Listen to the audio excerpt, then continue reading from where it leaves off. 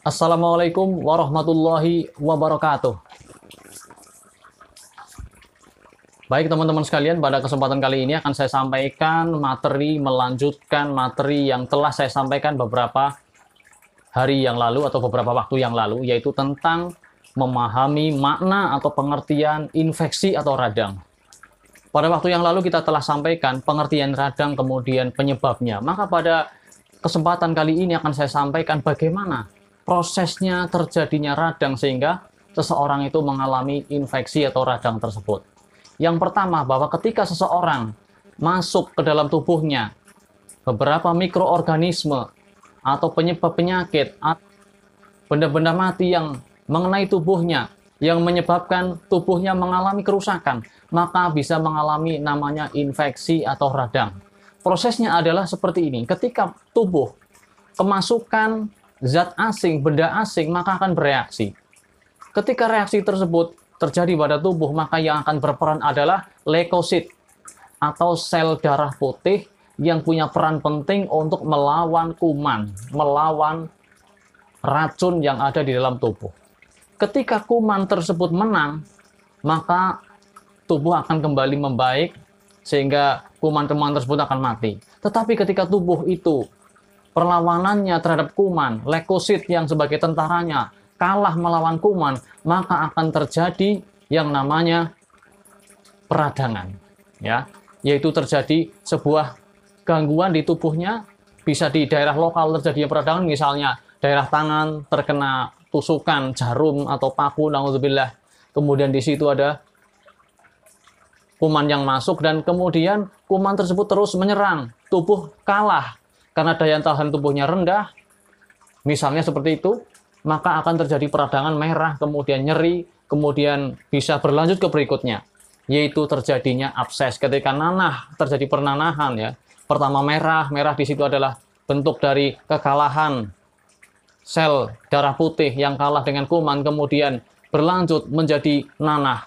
Nah, ketika sudah menjadi nanah, maka akan berlanjut, kemudian menumpuk nanah tersebut di daerah itu, ya, daerah masuknya kuman, maka akan terjadi yang namanya abses. Ketika terjadi benjolan, di situ ada nanah di dalamnya, itulah yang disebut dengan abses, atau kita sering menyebut wudun. Ya, bisa wudun, bisa juga abses, itu tidak mesti wudun, bisa juga di daerah lain ada benjolan yang ada nanahnya juga disebut abses. Tetapi di antara abses itu adalah sering kita sebut dengan wudun ketika ada di pantat atau di ketiak atau mungkin di tempat lain, ya. Dan itu memang penyebabnya, kalau wudun itu sudah spesifik, diantaranya karena kuman Staphylococcus. Nah, teman-teman sekalian, kalau sudah terjadi abses, bagaimana perkembangannya? Maka yang pertama adalah reabsorpsi.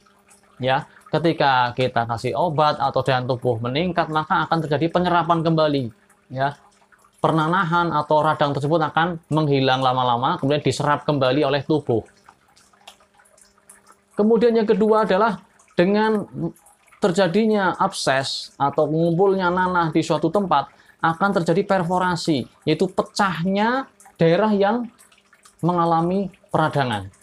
Nah, setelah pecah itu bagaimana? Bisa kemudian sembuh, bisa pula meluas atau progresif, yaitu meluas ke tempat sekitarnya atau bahkan ke tempat lainnya. Nah, kalau sudah seperti ini, ada perluasan, maka harus ditangani dengan lebih serius.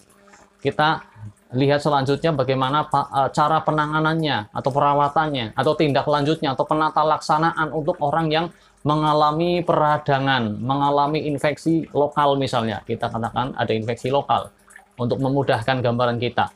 Nah, kalau sudah seperti itu, yang pertama adalah kita istirahatkan daerah yang terinfeksi.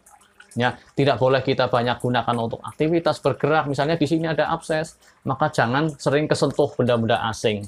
Jangan untuk banyak bergerak, kita istirahatkan. Kemudian kita bersihkan daerah tersebut.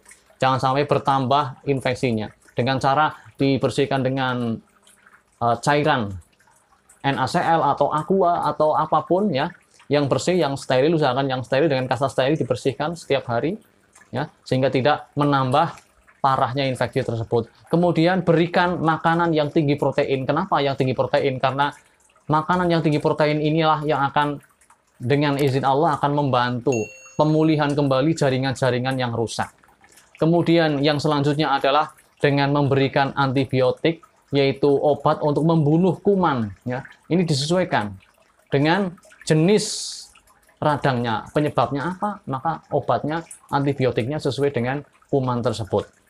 Kemudian juga diberikan obat-obat atau terapi simptomatik ketika panas, ya diberikan obat anti panas, ya seperti yang telah kita bahas, anti panas bisa dengan banyak minum, istirahat yang cukup, kemudian juga makan buah-buahan, itu kan untuk meredakan panas. Kemudian juga diberikan obat-obat untuk memulihkan kondisinya, misalnya nyeri, diberikan obat nyeri, misalnya dia kondisinya lemah, diberikan obat multivitamin misalnya, dengan makan makanan yang tinggi protein, dengan makan makanan yang banyak mineral, sayuran, ini juga salah satu upaya untuk memperbaiki kondisi tubuh. Nah, kalau peradangan itu sudah terjadi, misalnya katakanlah terjadi abses atau wudun di pantat, apa yang dilakukan? Kalau sudah seperti itu, di samping dibersihkan, bisa diberikan salep. Ya.